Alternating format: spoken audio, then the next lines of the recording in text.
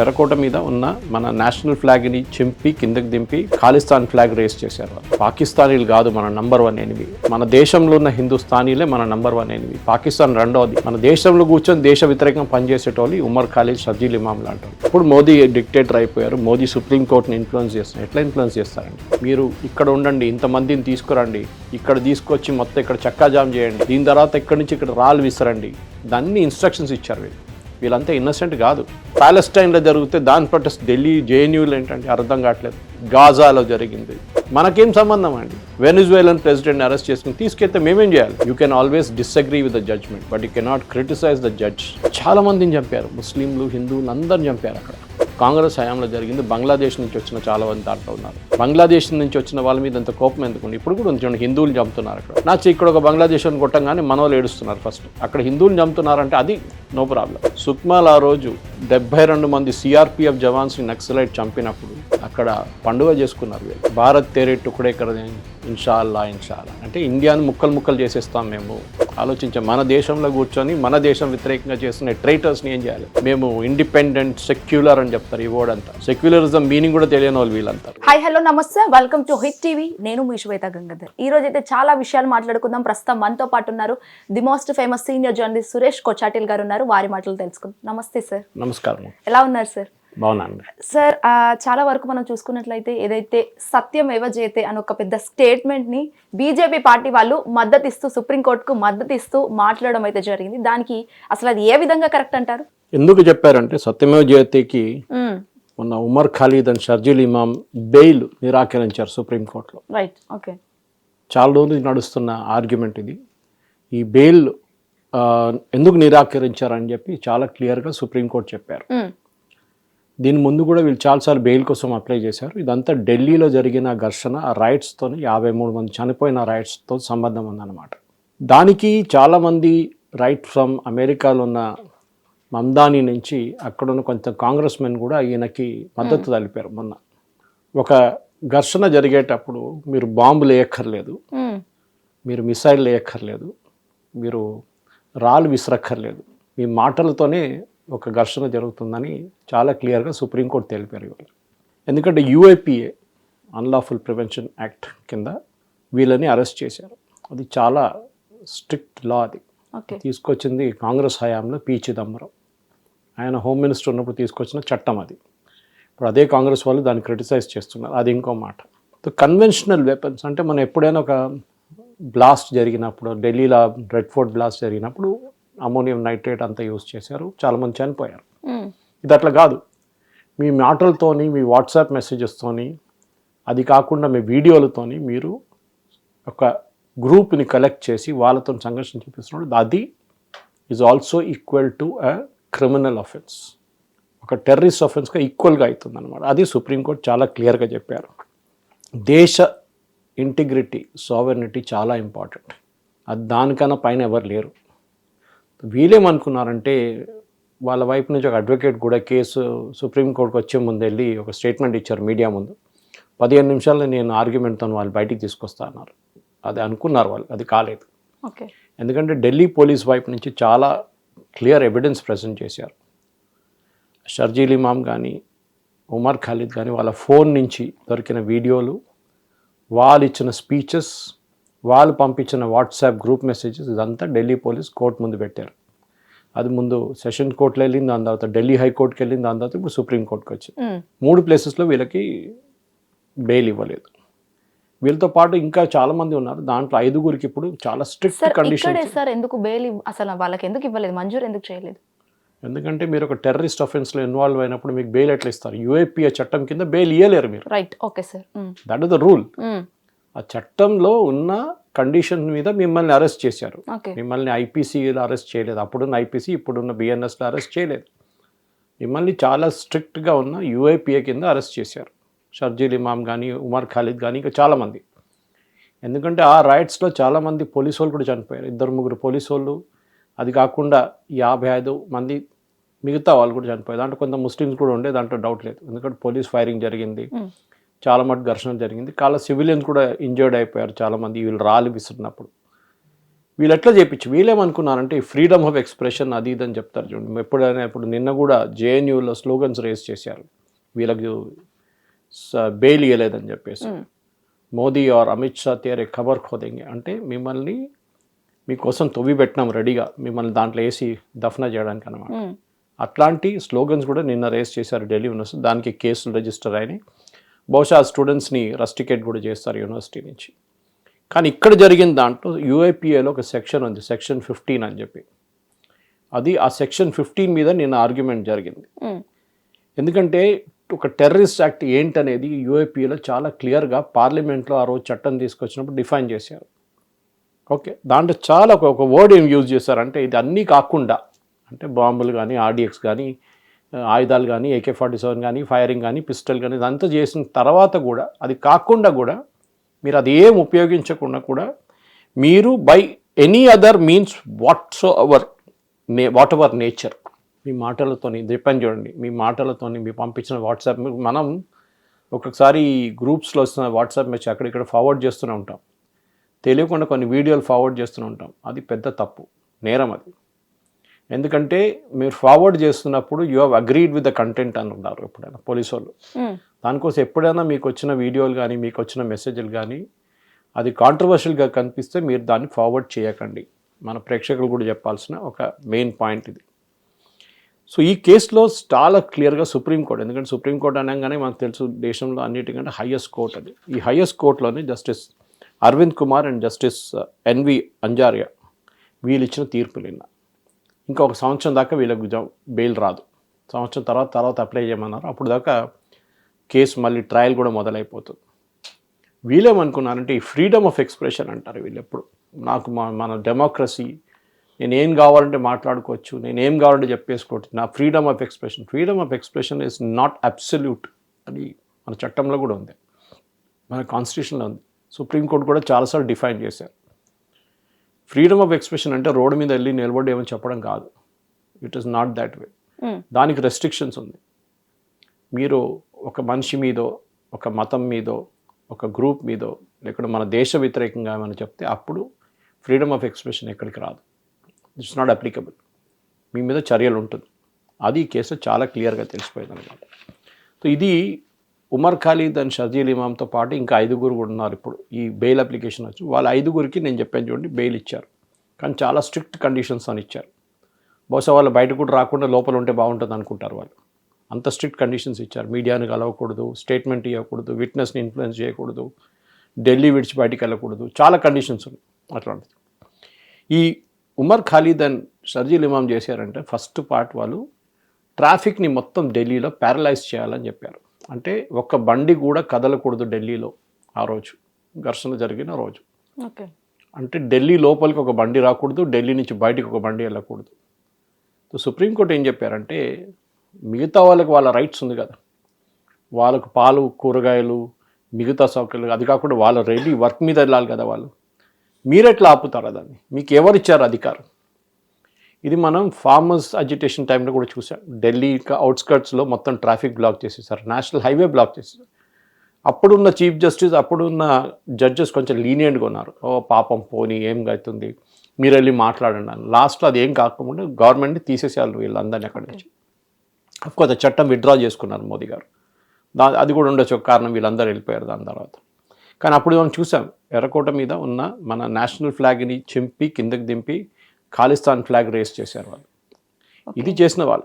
ఇట్లాంటి మనుషులు ఉన్నారు మన దగ్గర. మన దేశ వ్యతిరేకంగా పనిచేయడానికి ఆ దురంధర్ మూవీలో ఒక డైలాగ్ ఉంది, పాకిస్తానీలు కాదు మన నంబర్ 1 ఎనిమి, మన దేశంలో ఉన్న హిందుస్థానీలే మన నంబర్ 1 ఎనిమి, పాకిస్తాన్ రెండోది.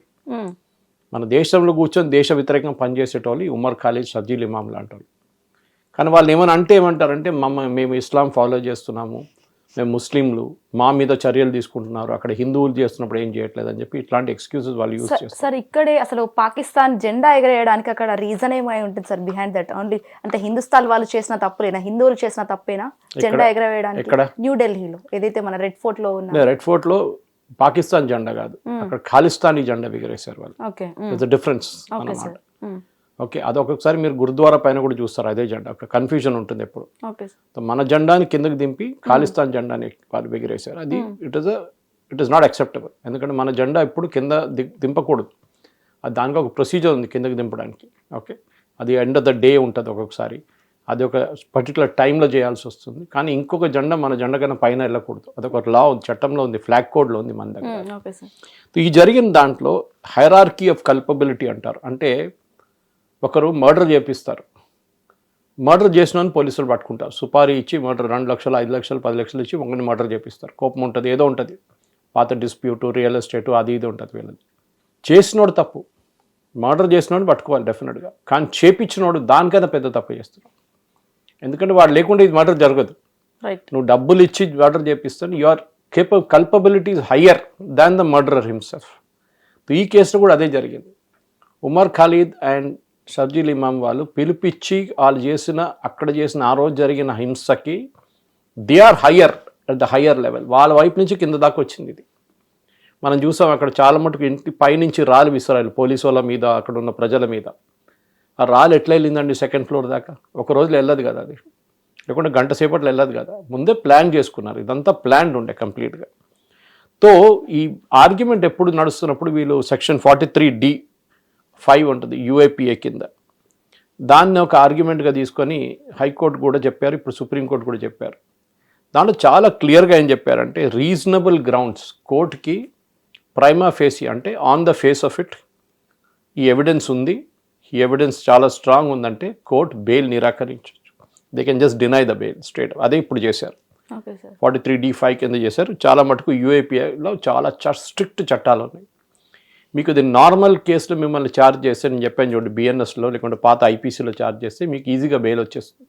మనం చూస్తుంటాం చాలా కేసెస్లో, చంపినోడు 5 వారాల తర్వాత 10 వారాల తర్వాత రోడ్డు మీద తిరుగుతుంటాడు, బాంబు పెట్టినోడు ఒక 3 నెలల తర్వాత మళ్ళీ రోడ్డు మీద తిరుగుతుంటాడు.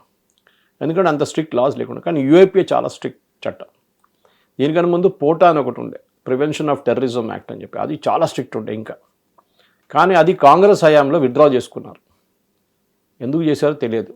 సోనియా గాంధీ చేయించారంటున్నారు, కానీ తెలియదు మనకి ఎవరు చేయించారు. మన్మోహన్ సింగ్ అయితే పవర్ లేదు, ఆయన ఎప్పుడు చేయలేరు అది. సో పోటా ఎందుకు విత్డ్రా చేశారు? దానికన్నా ముందు నరసింహరావు గవర్నమెంట్ మీద కూడా ప్రెషర్ పెట్టారు విత్డ్రా చేయడానికి. Prevention of terrorism act was also equally powerful act. కానీ ఇప్పుడు మన దగ్గర నేషనల్ సెక్యూరిటీ యాక్ట్ దాని కింద డిటైన్ చేయొచ్చు. మన దేశ వ్యతిరేకంగా ఏమైనా చేస్తే మీరు ఆ యాక్ట్ కింద కూడా మిమ్మల్ని డిటైన్ చేయొచ్చు. ప్రివెన్షన్ యూఏపీ ఒకవైపు ఉంటే ఎన్ఎస్ఏ ఒకవైపు.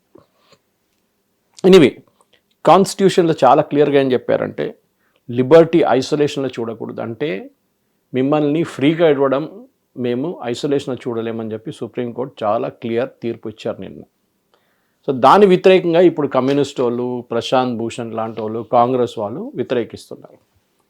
అంటే ఇదే సుప్రీంకోర్టు నిన్న ఆలోచించండి, ఒక బెయిల్ ఇచ్చుంటే వీళ్ళ మీద పెద్ద పాట పడుతుంది. ఫ్రీడమ్ చూడండి, సుప్రీంకోర్టుని మీరు ఎంత మన దేశంలో మోదీ గారిని వ్యతిరేకంగా సుప్రీంకోర్టు జడ్జ్మెంట్ ఇచ్చారు, అది ఇది అని చెప్పి పెద్ద స్టోరీ చేస్తుంది. వాళ్ళకి ఇవ్వలేదనగానే ఖాతా మారిపోయింది, మొత్తం స్టోరీ మార్చేశారు. ఇప్పుడు మోదీ డిక్టేటర్ అయిపోయారు, మోదీ సుప్రీంకోర్టుని ఇన్ఫ్లుయెన్స్ చేస్తున్నారు. ఎట్లా ఇన్ఫ్లుయెన్స్ చేస్తారండి? చట్టం ఉంది, చట్టంలో చెప్పిన మాట ఇది, వీళ్ళు చేసింది ఇది. దీంట్లో ఉమర్ ఖాలిద్ కానీ షర్జీల్ ఇమామ్ ఫోన్ కాల్స్ కూడా చేశారు. ఇండివిజువల్స్కి ఫోన్ కాల్ చేసి 15-20 నిమిషాలు మాట్లాడిన కాల్స్ కూడా రికార్డ్ చేసుకున్నారు పోలీసు వాళ్ళు. ఏం చెప్పారు కాల్స్లో? మీరు ఇక్కడ ఉండండి, ఇంతమందిని తీసుకురండి, ఇక్కడ తీసుకొచ్చి మొత్తం ఇక్కడ చక్కాజామ్ చేయండి, దీని తర్వాత ఇక్కడి నుంచి ఇక్కడ రాళ్ళు విసరండి, దాన్ని ఇన్స్ట్రక్షన్స్ ఇచ్చారు. వీళ్ళంతా ఇన్నసెంట్ కాదు, మేమేదో స్టూడెంట్స్ అని. వీళ్ళు 40-45 తర్వాత కూడా స్టూడెంట్స్ అంటారు. వీళ్ళు జేఎన్యూకి ఒకసారి వస్తే బయటికి వెళ్ళరు, ఏదో ఒక కోర్స్ చేస్తూనే ఉంటారు. అక్కడ 30 రూపాయలకి మీకు హాస్టల్ ఫీజు వచ్చేస్తుంది, అక్కడే ఉండొచ్చు జీవితం అంతా. మీరు అదే చేస్తారు, 45-50 దాకా పిహెచ్డీ చేస్తుంటారు వీళ్ళు. ఇట్లాంటి వాళ్ళని జేఎన్యూ నుంచి ఇప్పుడు లేటెస్ట్ నిన్న జరిగిన ఇన్సిడెంట్ కూడా లైబ్రరీలో ఒక 2 వారాల ముందు 3 వారాల ముందు ఫేస్ రికగ్నిషన్ సిస్టమ్ పెట్టింది, ఫేషియల్ రికగ్నిషన్ సిస్టమ్. అంటే మీరు ఇప్పుడు కొన్ని ఆఫీసెస్లో ఉంటుంది, మీరు వెళ్తే మన దగ్గర కూడా ఐటీ కంపెనీస్ కూడా ఈవెన్ మీడియా హౌసెస్లో ఉంటుంది. మీరు ఫేస్ రికగ్నైజ్ చేస్తేనే మిమ్మల్ని లోపలికి వెళ్ళిస్తారు అనమాట.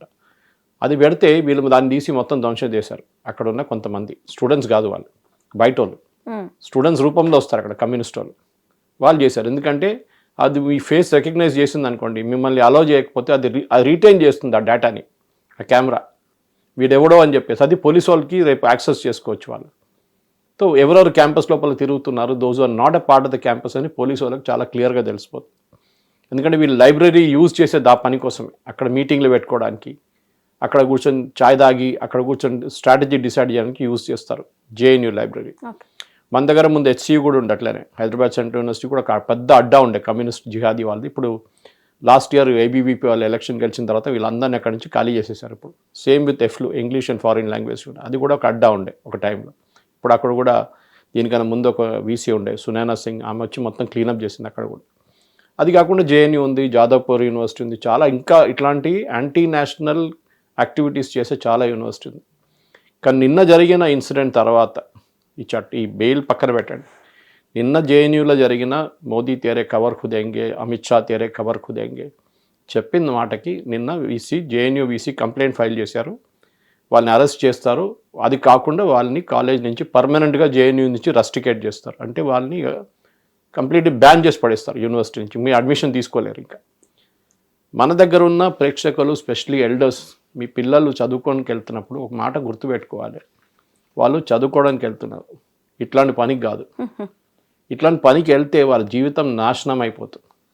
ఒకసారి పోలీస్ రికార్డులో, ఒకసారి ఏదైనా టెర్రరిస్ట్ యాక్ట్ కింద వాళ్ళు బుక్ అయితే వాళ్ళ జీవితం మొత్తం వాళ్ళు కోర్టులో తిరగాల్సి వస్తుంది. వాళ్ళు ఎప్పుడు బయటికి వెళ్ళలేరు, వాళ్ళు పాస్పోర్ట్ రాదు, వాళ్ళకి ఏం రాదు. ఇది మనం గుర్తుపెట్టుకోవాలి. ఒక లోన్ కూడా తీసుకోలేరు వాళ్ళు. చదువుకోవడానికి వెళ్ళినప్పుడు చదువుకోవాలి. You are not an activist, మీ పని కాదు. సరే, నేను కూడా కాలేజ్ హాస్టల్లో ఉన్నప్పుడు రోటీ బాగలేదు, లేకుంటే పప్పు బాగలేదు, నీళ్ళు క్వాలిటీ బాగలేదు అని చెప్పి మేము కూడా ప్రొటెస్ట్ చేసాం స్టూడెంట్గా ఉన్నప్పుడు. కానీ జెన్యున్ రీజన్స్ అదంతా.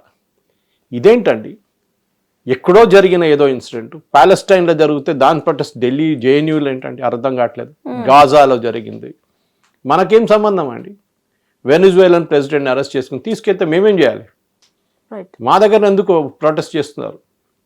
ఇది అర్థం కావట్లేదు. వీళ్ళది, ఈ కమ్యూనిస్ట్ వాళ్ళది అడ్డా ఒకటి జేఎన్యూని మనం ఈ షర్జీల్ ఇమామ్ అండ్ ఉమర్ ఖాలిద్ ఎగ్జాంపుల్గా తీసుకొని ఇట్లాంటి సోకాల్ స్టూడెంట్స్ని అక్కడ ఎప్పుడు రానియకూడదు. ఇప్పుడు బీజేపీ ఎందుకు చెప్పారు సత్యమేవ జయతే అని అడిగారు మీరు. షహజాద్ పూనావాలా ఆయన ఒక స్టేట్మెంట్ కూడా ఇచ్చిన, ఆయన మీడియాలో గురించి మాట్లాడిన. ఎందుకంటే సత్యమేవ జయతే మీనింగ్ ఏంటి? సో ట్రూత్ విన్స్, అంతే. ఓకే, ఎప్పుడు ట్రూత్ విల్ ఆల్వేస్ విన్. అది సుప్రీంకోర్టులో కూడా ఉంది, మన కాన్స్టిట్యూషన్లో కూడా కనిపిస్తుంది మీకు. సత్యమేవ జయతే, it's comes from the original Ashoka's edict, అక్కడి నుంచి వస్తుంది అది. కానీ ఇప్పుడు బీజేపీ వాళ్ళు ఎందుకు చెప్పకూడదండి? అందరూ చెప్పాలి, యాక్చువల్లీ కాంగ్రెస్ వాళ్ళు కూడా చెప్పాలి. ఎందుకంటే ఒకసారి బాబ్రీ మస్జిద్, రామ్ జన్మభూమి జడ్జిమెంట్ వచ్చినప్పుడు అందరు అంగీకరించుకున్నారు. ఇక్కడున్న ఓవైసీ కూడా అన్నారు ఫస్ట్ మేము అంగీకరిస్తామన్నారు, కానీ వచ్చిన తర్వాత ఆయన మాట మార్చేసిండు. కానీ ఎవ్రీబడి హ్యాడ్ టు అగ్రీ. ఒకసారి ఒక డీటెయిల్ జడ్జ్మెంట్ వచ్చిన తర్వాత మీరు దాన్ని వ్యతిరేకించలేరు. మ్యాక్సిమం మీరు రివ్యూ పిటిషన్ ఫైల్ చేయొచ్చు, అంతే. దానికన్నా ఎక్కువ మీరు చేయలేరు. దేశంలో ఒక చట్టం ఉంది, దేశంని వ్యతిరేకించాలంటే మీకు లీగల్ మీన్స్ ఉంది, అది చేయొచ్చు. మీరు కోర్టుకి వెళ్ళొచ్చు, మీరు కేసులు వేయొచ్చు, పిటిషన్ ఫైల్ చేయొచ్చు. కానీ దేశ వ్యతిరేకంగా చేసే యాక్టివిటీస్ ఇట్లాంటిది, ఢిల్లీలో ఆ రోజు జరిగిన ఘర్షణలో జరిగిన అత్యాచారం, అక్కడ జరిగిన మొత్తం రైట్ లాగా సిచ్యువేషన్ క్రియేట్ చేసిన వాళ్ళు వీళ్ళిద్దరు. అండ్ డెఫినెట్లీ వీళ్ళిద్దరికి ఇప్పుడు కాదు, ఎప్పుడైనా కానీ వీళ్ళకి బెయిల్ ఇవ్వడం అసలు ఇవ్వకూడదు. They should be prosecuted. వాళ్ళ rest of their life they should spend inside the jail. వాళ్ళకి ఎగ్జాంపుల్గా పెట్టుకోవాలి. ఎందుకంటే ఇట్లాంటి చాలా మంది షర్జీల్ ఇమామ్ ఇంకా ఉమర్ ఖాలిద్ వాళ్ళు ఉన్నారు మన దేశంలో. సరే, వాళ్ళొక రిలీజియన్ నుంచి వచ్చారని చెప్పట్లేదు, కానీ అట్లాంటి కమ్యూనిస్ట్ వాళ్ళు కూడా చాలా ఉన్నారు. వెస్ట్ బెంగాల్కి వెళ్తే మీకు చాలా కనిపిస్తారు అట్లాంటి వాళ్ళు. సో డెఫినెట్గా వీళ్ళని అరికట్టడానికి ఉన్న మన దగ్గర ఉన్న చట్టం ప్రకారం, యూఏపీఏ ప్రకారం చాలా డీటెయిల్డ్ ఆర్డర్లో సుప్రీంకోర్టు నిన్న బెయిల్ డినై చేశారు. దానికి ఇంకా ఆర్గ్యుమెంట్ లేదు. You can always disagree with the judgement, but you cannot criticise the judge. ఇప్పుడు జడ్జెస్ మీద కూడా క్రిటిసిజం మొదలుపెట్టారు. దీనికన్నా ముందు రామ్ జన్మభూమి జడ్జ్మెంట్ వచ్చినప్పుడు అప్పుడు జస్టిస్ గోగాయ్ కానివ్వండి, జస్టిస్ చంద్రచూడ్ కానివ్వండి, జస్టిస్ రంజన్ గోగాయ్ మీద, వీళ్ళందరి మీద అప్పుడు చాలా మటుకు ఆరోపణలు చేశారు ఇక్కడ ఉన్నారు. కానీ ఏం జరిగింది? జడ్జ్మెంట్ వచ్చింది కదా, అది క్లియర్గా ఉంది. ఆ డిస్ప్యూట్ ఉందా? లేదు. Triple talaq same thing, Waqf amendment act same thing, CAA same thing, Rafale case, ఇది అందరూ సుప్రీంకోర్టుకి వెళ్ళారు. అన్ని కేసులు కాంగ్రెస్ వాళ్ళే వెళ్ళారు ఎక్కువ, కమ్యూనిస్ట్ వాళ్ళు తోడు ఉంటారు ఇప్పుడు. కానీ ఏమైంది లాస్ట్లో? సుప్రీంకోర్టు చాలా క్లియర్గా ఒకసారి డిసైడ్ చేసి చెప్పిన తర్వాత government had to come up with the victory. I mean వాళ్ళు గెలిచారు గవర్నమెంట్, దాని డౌట్ లేదు. రఫేల్ ఎందుకు వ్యతిరేకించారు? ఎందుకంటే అది చైనాకు ప్రాబ్లం అవుతుందని చెప్పి మన దేశంలో ఉన్న కొంత యాంటీ నేషనల్స్ కలిసి చైనాకు సపోర్ట్ చేయడానికి చేసిన పని. రఫేల్లో కరప్షన్ ఎక్కడ లేకుండే చాలా క్లియర్గా సుప్రీంకోర్టు కూడా చెప్పారు. గవర్నమెంట్ డీల్ ఉండే, దాంట్లో కరప్షన్ లేదు. ముందట్లా కాదు. బోఫోర్స్ ఏం జరిగి మన అందరికి తెలిసింది. ఏ ఫ్యామిలీ 10% డబ్బులు తీసుకెళ్లారో కోట్లు ఉండేది. చిత్రా సుబ్రహ్మణ్యం బుక్లో కూడా ఉంది చాలా మటుకు. చిత్రా సుబ్రహ్మణ్యం హిందువులు రాసిన ఆర్టికల్స్లో ఎవరు ఏ ఫ్యామిలీ, ఇప్పుడున్న నంబర్ 1 కాంగ్రెస్లో ఉన్న ఫ్యామిలీ ఆ డబ్బులు వచ్చినాయి, దాంట్లో ఎవరు తీసుకొని ఎక్కడ అకౌంట్లో వేసారు, ఒటావియా కోట్రాచి ఎవరని వీళ్ళందరికీ తెలుసు. Who is related to whom in the first family. ఇదంతా మొత్తం తీసే ఒక ఓపెనింగ్ పెండోరాస్ బాక్స్ అంటారు ఇంగ్లీష్లో, ఒక సేయింగ్ ఉంది అది. అట్లనే ఇదంతా చాలా ఇట్లాంటి స్కామ్లు తీసుకెళ్తే. సో ఢిల్లీలో చేసిన ఈ ఘర్షణకి మీరు దానికన్నా ముందు 26/11 జరిగినప్పుడు పాకిస్తాన్ టెర్రరిస్ట్ యాక్టివిటీ కానివ్వండి, ఎందుకు మన దేశంలో అస్సాంలో చాలా పెద్ద ఒక మ్యాసకర్ జరిగింది కాంగ్రెస్ హయాంలో, నెల్లీ మ్యాసకర్ అని చెప్పి, NELLIE కావాలంటే గూగుల్ చేస్తే మన ప్రేక్షకులకు అది కూడా వస్తుంది. చాలామందిని చంపారు, ముస్లింలు హిందువులు అందరిని చంపారు అక్కడ. కాంగ్రెస్ హయాంలో జరిగింది. బంగ్లాదేశ్ నుంచి వచ్చిన చాలామంది దాంట్లో ఉన్నారు. ఎవరు చేపించారు? కాంగ్రెస్ హయాంలో జరిగింది ఇదంతా. ట్రైబల్స్ మీద వాళ్ళ మీద వేసేసారు, వాళ్ళు చేశారని చెప్పేసి. కానీ అది ఎందుకు జరిగింది అది చాలా ఇంపార్టెంట్. బంగ్లాదేశ్ నుంచి వచ్చిన వాళ్ళ మీద అంత కోపం ఎందుకుండి? ఇప్పుడు కూడా ఉంచండి, హిందువులు చంపుతున్నారు అక్కడ. ఇక్కడ ఒక బంగ్లాదేశ్ కొట్టంగానే మన వాళ్ళు ఏడుస్తున్నారు ఫస్ట్. అక్కడ హిందువులు చంపుతున్నారంటే అది నో ప్రాబ్లం, దానికి ఇష్యూ లేదు. ఇక్కడ ఒక బంగ్లాదేశ్ మీద దాడి చేస్తున్నారంటే సరే జరగకూడదు, కరెక్ట్ అది, కానీ జరుగుతుంది, ఏం చేయాలి? హ్యూమన్ బీయింగ్ కదా. బంగ్లాదేశ్ నుంచి అక్కడ మన హిందువుల్ని రోడ్డు మీద చంపుతున్నారు, ఇంటి లోపల వెళ్ళి చంపుతున్నారు, వాళ్ళు కొట్టి చంపుతున్నారు. అట్లాంటి పరిస్థితుల్లో డెఫినెట్గా ఇట్లాంటి సోకాల్డ్ యాక్టివిస్ట్ వీళ్ళ మీద డెఫినెట్గా చర్యలు ఉండాలి. చర్యలు జరుగుతుంది. సుప్రీంకోర్టు ఇప్పుడు బెయిల్ నిరాకరించారు. మీరు ప్రొటెస్ట్ చేయాలంటే చేయండి, కానీ దాన్ని మోదీ గారి మీద అమిత్ షా గారి మీద వేయడం కాదు మీ కోపం. యూ షుడ్ ఫైట్ అగేన్స్ట్, వాళ్ళు చేసిన తప్పు కాదని చూపించండి, అప్పుడు మీకు బెయిల్ వస్తుంది. కానీ ఇప్పుడు చాలా క్లియర్గా ప్రైమా ఫేసీగా ఎవిడెన్స్ ఉంది ప్రాసిక్యూట్ చేయడానికి అని సుప్రీంకోర్టు కూడా చెప్పారు. Okay sir, coming to the next question sir, ఈ కేసుకు సంబంధించి అసలు ఎస్సీ ఆర్డర్ అంటే ఏంటి? చాలా వరకు పెద్ద ఎత్తున దీని గురించి తెలుసుకోవాలనే ఆరోపణలు కూడా ఉన్నాయి సార్. అది మీరు డౌన్లోడ్ చేసుకోవచ్చు కావాలంటే, మన ప్రేక్షకులు కూడా సుప్రీంకోర్టు వెబ్సైట్కి వెళ్తే ఈ జడ్జ్మెంట్ డౌన్లోడ్ చేసుకోవచ్చు. టెక్నికల్గా ఉంటుంది చాలా మటుకు. నేను చెప్పాను చూడండి, వాట్ ఈస్ 43D(5), అది కాకుండా what is section 5 of UAPA, చట్టాల గురించి చాలా మటుకు డిఫైన్ చేస్తారు వాళ్ళు. అది కాకుండా ఢిల్లీ పోలీస్ ఇచ్చిన ఎవిడెన్స్ దాంట్లో ఉంది. సో సుప్రీంకోర్టు ఇచ్చిన ఆర్డర్, ఎందుకంటే బెయిల్ అప్లికేషన్ వచ్చింది వాళ్ళ ముందు. బెయిల్ అప్లికేషన్ వచ్చినప్పుడు డెఫినెట్గా వాళ్ళు అన్నారు sorry this bail cannot be given, కానీ వీళ్ళు 5గురికి ఇవ్వచ్చు బెయిల్ అని చెప్పి సపరేట్గా ఇంకొక 5 ఉన్నారు, వాళ్ళకి బెయిల్ ఇచ్చారు. నేను చెప్పాను చూడండి, చాలా స్ట్రిక్ట్ కండిషన్స్ అని ఇచ్చారు సుప్రీం. సో సుప్రీంకోర్టు ఆర్డర్ ఎప్పుడైనా ఈ కేసులో వచ్చింది, చాలా డీటెయిల్గా ఇచ్చారు. బెయిల్ అప్లికేషన్ మీద ఉంది, ప్రిన్సిపల్ ఆర్గ్యుమెంట్ అంతే ఉంది. కేసు మీద వాళ్ళు కామెంట్ చేయలేదు, కేసు మెరిట్స్ మీద ఎక్కడ కామెంట్ చేయలేదు. They have commented only on the behaviour of Sharjeel Imam and others. Okay, Umar Khalid అని మిగతా వాళ్ళది, వాళ్ళు ఏం చేశారు, ఎట్లా కుట్ర చేశారు, ఎట్లా ఫోన్ కాల్ చేశారు, ఎట్లాంటి మెసేజెస్ పంపించారు, వాళ్ళ JNUలో నా గ్రూప్స్ని ఎట్లా అసెంబ్లీ చేసుకుని. మీరు గుర్తుంటుంది, ఇదే JNUలో సుక్మాల్ ఆ రోజు 72 మంది CRPF జవాన్స్ని నక్సలైట్ చంపినప్పుడు అక్కడ పండుగ చేసుకున్నారు, వీళ్ళు సెలబ్రేషన్ చేసుకున్నారు JNU. మీకు గుర్తుంటుంది వీడియో అంతా, అప్పుడు చాలా మటుకు వచ్చింది బయట. దాని తర్వాత కదా ఇంకో సీక్వెన్సెస్ స్లోగన్స్ వచ్చింది, భారత్ తేరే టుకుడే కరదే ఇన్షాల్లా ఇన్షాల్లా, అంటే ఇండియాను ముక్కలు చేసేస్తాం మేము అని ఆలోచించాం. మన దేశంలో కూర్చొని మన దేశం వ్యతిరేకంగా చేస్తున్న ట్రైటర్స్ని ఏం చేయాలి? ఇంకేదైనా దేశంలో అంటే ఉరి తీసేస్తారు వీళ్ళు. Right sir, you think about it. Iran కానీ మీరు ఇంకేదో దేశంలో వెళ్ళి ఆ దేశం వ్యతిరేకంగా మాట్లాడితే వాళ్ళు తీసుకెళ్ళి వేసేస్తారు. సౌదీ అరేబియా కూడా అంతే సంగతి. ఇక్కడ ఓన్లీ మరి జీవిత ఖైదు మాత్రమే వేసింది ఇండియా, ఎందుకు సుప్రీంకోర్టు అసలు ఉరి తీయలేదు వీళ్ళిద్దరిని ఉరి తీయడం అక్కర్లేదండి.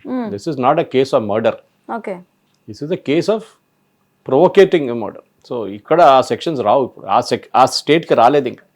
This is prosecution. మ్యాక్సిమం వీళ్ళకి ఒక 10-20 సంవత్సరాలు జైలు శిక్ష రావచ్చు. ఉరి తీయరు వీళ్ళని. మర్డర్ చేయలేదు వీళ్ళు, మర్డర్ చేపించారు. నేను చెప్పిన దాని ప్రకారం చూడండి, పాత సిచ్యువేషన్లో కూడా అది కదా, వీళ్ళు చేపించిన వాళ్ళు ఇంకా పెద్దవాళ్ళు, ఇంత పెద్ద నేరం చేశారు వాళ్ళని. సో డెఫినెట్గా ఈ పర్టికులర్ సీక్వెన్స్లో ఉమర్ ఖాలిద్ కానీ షర్జీల్ ఇమామ్ని ఒక టెస్ట్ కేసుగా తీసుకున్నారు సుప్రీంకోర్టు. దీన్ని ఎందుకు ఇట్లాంటి సిచ్యువేషన్లో వీళ్ళు ఏం చేశారు, మేము ఏం చేయలేదండి, మేము స్పీచ్ ఇచ్చామంటే అది కాదు. మీరు ఏం స్పీచ్ ఇచ్చారు? మీరు రామ్లీలా మైదానంలో కూడా మాట్లాడారా? జమా మిలియా ఇస్లామీలో మాట్లాడారా? మీరు షహీన్ బాగ్లో వెళ్ళి మాట్లాడారా? ఏం చెప్పారు అక్కడ? గవర్నమెంట్ వ్యతిరేకంగా మీరు ఆల్వేస్ యూ కెన్ ప్రొటెస్ట్, కానీ గవర్నమెంట్ వ్యతిరేకంగా మీరు ఇట్లాంటి ఆరోపణలు చేసి అక్కడ ఉన్న క్రౌడ్ని ప్రొవోక్ చేయడం అది చాలా డేంజరస్. మీ మాటలతోనే మీరు ప్రొవోక్ చేయొచ్చు. ఇప్పుడు వీళ్ళందరూ మహాత్మా గాంధీ ఎగ్జాంపుల్ తీసుకుంటారు. ఆయన కూడా సత్యాగ్రహం చేశారు. ఆయన చేశారండి. చౌరీ చౌరా జరిగినప్పుడు, ఆ వైలెంట్ ఇన్సిడెంట్లో పోలీస్ స్టేషన్ తగలబెట్టినప్పుడు, చాలామంది పోలీసు వాళ్ళు చనిపోయినప్పుడు, దిస్ ఇస్ బిఫోర్ ఇండిపెండెన్స్, ఆ టైంలో సత్యాగ్రహం నడుస్తున్నప్పుడు గాంధీ గారు విత్డ్రా చేసుకున్నారు దాని నుంచి. ఇమ్మీడియట్లీ ఈ said no, I'm withdrawing this satyagraha. ఆ పోలీసు వాళ్ళకి ఏం పోయింది? వాళ్ళేం తప్పు చేశారు? వాళ్ళని ఎందుకు చంపారు? మీరు వెళ్ళి ఎవరు చంపారు? కాంగ్రెస్ వాళ్ళే చేశారు. కానీ he withdrew it immediately. So violence అనేది వీళ్ళు కావాలని చేపించారు ఢిల్లీలో ఆ రోజు. ఎందుకంటే గవర్నమెంట్ని దింపడానికి చాలా మటుకు మేము మిగతా దేశాల్లో కూడా చూసాం. మనం ఇది ఆఫ్ఘనిస్తాన్లో చూసాం మనం, దానికాక స్టూడెంట్స్ మూవ్మెంట్ అని చెప్పి పాకిస్తాన్లో చూసాం మనం, అది కాకుండా బంగ్లాదేశ్లో చూసాం మనం, నేపాల్లో చూసాం మనం, కొలంబోలో, శ్రీలంకలో చూసాం. చాలా దేశాల్లో, ఈవెన్ అరబ్ నేషన్స్లో స్టూడెంట్స్ని యూజ్ చేసి వీళ్ళు రెజీమ్ చేంజ్ అంటే గవర్నమెంట్ని మార్చడానికి ట్రై చేస్తారు. అది పెద్ద ఒక కుట్ర. అది ఈవెన్ జార్జ్ సోరోస్ పేరు తీసుకుంటారు, అందరూ ఉన్నారు దాంట్లో. తో మన ప్రేక్షకులకి ఒక న్యూస్, ఎందుకంటే మన దగ్గర అన్ఫార్చునేట్లీ తెలుగు మీడియాలో నేను చాలా తెలుగు మీడియాలో ఎందుకు వెళ్ళి మాట్లాడతానంటే మన దగ్గర అనలైజ్ చేయరు. మన దగ్గర బ్రేకింగ్ న్యూస్ కల్చర్ ఉంది. Right sir. ఏం జరిగింది అని చెప్పరు, చెప్తారు. ఏం జరిగిందని ప్రతి 2 నిమిషాలకు రిపీట్ చేస్తారు బ్రేకింగ్ న్యూస్ కల్చర్. ఎందుకు జరిగిందని ఎప్పుడు చెప్పరు. షర్జీల్ ఇమామ్ ఉమర్ ఖాలిద్కి బెయిల్ ఇవ్వలేదు సుప్రీంకోర్టు. ఎందుకు? Did you read the judgement? లేదు, వాళ్ళు జడ్జ్మెంట్ చదవరు. సో నాలాంటి వాళ్ళ పని ఇది. నాలాంటి చాలామంది ఉన్నారనుకోండి. మేము స్టూడియోస్లో వెళ్ళి కూర్చొని ఎందుకు ఎక్స్ప్లెయిన్ చేస్తున్నాం అంటే మన ప్రేక్షకులు ఒక్కొక్కరు ఒక్కొక్క ఛానల్ చూస్తారు, వాళ్ళ చాయిస్ ఉంటుంది. ఎక్కడో ఇది కనిపిస్తుంది వాళ్ళకంటే ఇది వాళ్ళు యూస్ఫుల్ ఉంటుంది. రేపు ఈవెన్ కొంతమంది నన్ను అంటారు బీజేపీ వాడు, ఆర్ఎస్ఎస్ వాడు అంటే no problem, that is I take it with the spirit. నేను రైట్ వింగ్ అని ఎప్పుడు డినై చేయలేదు. లెఫ్ట్ వింగ్లో ఉన్న వాళ్ళు ఎప్పుడని చెప్తారా? నేను లెఫ్టిస్ట్, మేము కమ్యూనిస్ట్ వాళ్ళని ఎప్పుడు వాళ్ళు చెప్పరు. వాళ్ళు అప్పుడే మేము ఇండిపెండెంట్ సెక్యులర్ అని చెప్తారు. ఈ వర్డ్ అంతా సెక్యులరిజం మీనింగ్ కూడా తెలియని వాళ్ళు వీళ్ళంతా చాలామంది దీంట్లో. ఎనీవే, వాళ్ళ లైఫ్ వాళ్ళు నడిపించుకుంటారులే, నాకు ప్రాబ్లం లేదు. కానీ మన దగ్గర ఈ న్యూస్ వచ్చినప్పుడు దాన్ని అనలైజ్ చేయడం చాలా ఇంపార్టెంట్. Okay sir. చాలామంది అడుగుతారు, సురేష్ గారు మీకు ఇన్ఫర్మేషన్ అంతా ఎక్కడి నుంచి వస్తుందని అడుగుతారు. నేను ఏం చెప్తాను, సింపుల్గా చెప్తాను. I analyse every bit. ప్రతి బిట్ని అనలైజ్ చేసి రీసెర్చ్ చేసి ఒక స్టూడియోకి వస్తాను. వచ్చి అక్కడ కూర్చొని మాట్లాడడం కాదు, ఐ డూ మై రీసెర్చ్. దాని చాలా ఇంపార్టెంట్. చాలా టైం దాంట్లో పోతుంది నాది. పొద్దున్న నుంచి ఒకసారి రాత్రి కూడా, ఒకసారి పొద్దున ఏదైనా న్యూస్ వచ్చిందంటే ఈ పేపర్లో డౌన్లోడ్ చేసి అది చదివి అనలైజ్ చేసిన తర్వాత చేస్తాను. అది బెంగాల్లో జరిగిన ఎస్ఐఆర్ ఉండొచ్చు, షర్జీల్ ఇమామ్ కేసు ఉండొచ్చు, అక్కడ మడూరోని అరెస్ట్ చేసిన వెనజువేలన్ ఇష్యూ ఉండొచ్చు, ఏదైనా కానివ్వండి, అమెరికన్ H1B. సో మన దగ్గర న్యూస్ అనేది చాలా మటుకు ఇప్పుడు మీరు అడిగిన ప్రశ్నకి ఎందుకు నిరాకరించారంటే ఒక చాలా ప్లెయిన్ స్టేట్మెంట్లో మోదీ గారు చెప్పించారంటారు. ఎందుకంటే ఎస్ఐఆర్ కూడా మమతా బెనర్జీ ఏమంటుంది, మోదీ గారు చెప్పిస్తారంటారు. సో ఎలక్షన్ కమిషన్ చేపించారు, సుప్రీంకోర్టులో వెళ్ళారు, సుప్రీంకోర్టు కూడా చాలా క్లియర్గా చెప్పారు, yes it's a constitutional mandate, చేయాల్సిందని చెప్పేసి. కానీ అది కూడా మోదీ గారి మీద వేసేస్తారు. మోదీ గారు చేపిస్తున్నారు, మోదీ గారికి ఇంకా పని లేదండి ఎస్ఐఆర్ చేపించడానికి. ఇదొచ్చ బాడీ సుప్రీంకోర్టులో అన్నారు చాలా క్లియర్గా, 64 లక్షల మందిని బీహార్లో తీసేసి మీరు వచ్చి అబ్జెక్ట్ చేయండి, చేయలేదు. సో షర్జీల్ ఇమామ్ కేసు కానీ మిగతా కేసులు కూడా మీరు భివండి కానీ కాంగ్రెస్ హయాంలో జరిగిన కమ్యూనల్ రైట్స్లో కౌంట్ లేదు కంట్రీలో. ఇదే హైదరాబాద్లో ఎన్ని కమ్యూనల్ రైట్స్ జరిగిందండి. స్పెషలీ గణేష్ ఉత్సవ్ జరిగిన తర్వాత, గణేష్ నిమజ్జనం జరిగిన నెక్స్ట్ రోజు, నాకు ఇప్పుడు కూడా గుర్తు, నేను కాలేజీలో ఉన్నప్పుడు కూడా కర్ఫ్యూ ఉంటుండే హైదరాబాద్లో 3 రోజులు 4 రోజులు. అప్పుడు గణేష్ ఐడల్ తీసుకెళ్తాడు, రాళ్ళు విసిరేస్తాడు, మళ్ళీ వాళ్ళని కొడతారు, వీళ్ళు కొడతారు, కర్ఫ్యూ పెట్టేస్తారు. ఎన్టీ రామారావు గారు వచ్చిన తర్వాతనే ఫ్రీ హ్యాండ్ ఇచ్చి, అప్పుడున్న డీజీపీ అని పేరు మర్చిపోయాను, భాస్కర్రావు గారు, నాకు ఎవరు గుర్తులేదు, కానీ ఫ్రీ హ్యాండ్ ఇచ్చారు పోలీసు వాళ్ళకి, కంప్లీట్గా వీళ్ళని అరికట్టండి అని చెప్పి. అప్పుడు స్ట్రిక్ట్గా యాక్షన్ తీసుకుంది. దాని తర్వాత ఇవాళ దాకా కర్ఫ్యూ రాదు. కానీ హైదరాబాద్లో చాలా జరిగింది. రమీజా బీ కేసు ఒకటి ఉండే, నాకు గుర్తుంది ఇప్పుడు కూడా, జమాస్మానియా పోలీస్ స్టేషన్లో, నల్లకుంట పోలీస్ స్టేషన్. అప్పుడు కూడా జరిగింది, కమ్యూనల్ రైట్స్ జరిగింది. అప్పుడు ఎంఎం హాషిమ్ ఉండే హోమ్ మినిస్టర్. నేను ఆయన ఇంటికి కూడా వెళ్ళాను రాత్రి 2 గంటలకు, నాకు ఇప్పుడు కూడా ఉంది. I was a college student then. మేము వెళ్ళి అడిగాం ఎందుకు జరుగుతుంది చెప్పండి అని. ఆయనకు ఆన్సర్ లేకుండే. బికాస్ మీరు ఒక సెక్షన్, ఒక కమ్యూనిటీని మీరు ప్లీజ్ చేయడానికి ట్రై చేస్తున్నారు. అదే ఇప్పుడు కూడా జరుగుతుంది. తిరుపతికుండ్రంలో ఏం జరిగింది? తిరుపతికుండ్రం గుడిలో తిరుపతిలో ఒక లైట్ వెలిగించండి, ఒక దీపం పెట్టండి అంటే కాదు, అక్కడ మేము పెట్టనీయము, అది సికందర్ దర్గా అని చెప్తాం. Anyway that's a separate story. దాని జడ్జ్మెంట్ కూడా నిన్న మెడ్రాస్ హైకోర్టు మదురై బ్రాంచ్లో వచ్చింది, మదురై బెంచ్ నుంచి. అది చాలా క్లియర్గా చంప మీద కొట్టినట్లు అయిపోయింది స్టాలిన్ది. ఏమన్నా సుప్రీంకోర్టుకి వెళ్తే, ఆయన సుప్రీంకోర్టుకి వెళ్తే కూడా ఏం కాదు, it will still be the same. ఒక డిఫరెన్స్ నేనేం చూస్తున్నా అంటే, ఇప్పుడు దాకా ఉన్న చీఫ్ జస్టిస్, దీనికన్నా ముందు ఉన్న అందరి చీఫ్ జస్టిస్ కన్నా justice Kant is very very strict. ఒకటే ఆయన చాలా క్లియర్గా చెప్పారు, ఈ సో కాల్డ్ విఐపి లాయర్స్ ఉన్నారు చూడండి, కపిల్ సిబ్బల్, అభిషేక్ మను సింఘ్వి, ప్రశాంత్ భూషణ్, ఇందిరా జయసింగ్, కాలిన్ గొన్జాల్విస్, వీళ్ళందరినీ పక్కన పెట్టేశారు. పి చిదంబరం, వీళ్ళందరినీ పక్కన పెట్టేసి ప్రజలకు, నార్మల్ ప్రజలకు కూడా మేము కేసు తీసుకుంటాం, మెన్షనింగ్ అనే ఒక ఫార్మాట్ ఉంది. పొద్దున వచ్చి వీళ్ళు వాళ్ళ కేసు కావాలంటే ఇమ్మీడియట్గా లిస్ట్ చేసుకుంటారు వీళ్ళు. ఎందుకంటే దే ఆర్ 5 స్టార్ లాయర్. కూర్చుంటేనే వాళ్ళు 50 లక్షలు తీసుకుంటారు ఒక రోజుకి, కపిల్ సిబ్బల్ లాంటి వాళ్ళు. సో అట్లాంటి వాళ్ళని యూజ్ చేస్తారు మన దగ్గర కూడా. ఈవెన్ మన తెలంగాణ గవర్నమెంట్ కూడా ఇప్పుడు అభిషేక్ మను సింఘ్విని యూజ్ చేయబోతున్నారు ఒక కేసులో. ఎంత మినిమం 25-30 లక్షలు ఉంటాయి ఒక సెట్టింగ్కి. ఎవరు డబ్బులు? ప్రజల డబ్బులు. ఎనీవే దాన్ని ఇప్పుడు ఆయన చాలా స్ట్రిక్ట్గా పక్కన పెట్టేశారు. ఆ మెన్షనింగ్ పార్ట్ వెళ్ళిపోయింది కంప్లీట్గా.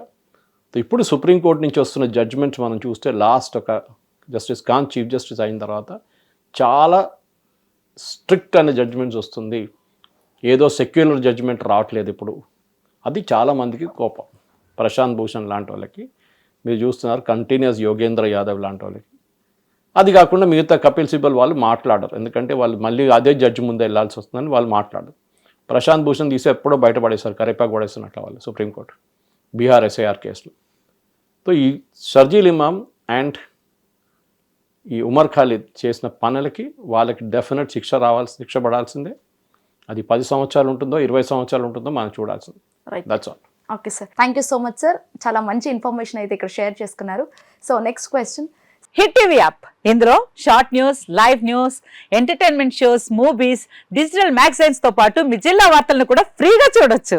ఇంకెందుకు ఆలస్యం, వెంటనే హిట్ టీవీ యాప్ ని డౌన్లోడ్ చేసుకుని ఫ్రీగా ఎంటర్టైన్మెంట్ పొందండి. Hit TV app. Hit TV app. Please download hit TV app. Hit TV app ని ఫ్రీగా డౌన్లోడ్ చేసుకొని ఎంజాయ్ చేయండి. మీకు నచ్చిన ఎంటర్టైన్మెంట్ కోసం హిట్ టీవీ యాప్ ని ఫ్రీగా డౌన్లోడ్ చేసుకుని ఎంజాయ్ చేయండి. హిట్ టీవీ యాప్ ని డౌన్లోడ్ చేసుకుని ఆస్వాదించండి, ఆశీర్వదించండి. ఇంతమంది సెలబ్రిటీలు హిట్ టీవీ యాప్ ని డౌన్లోడ్ చేసుకోండి అని చెప్తున్నారంటే ఎంత మంచి యాప్ ఆలోచించండి.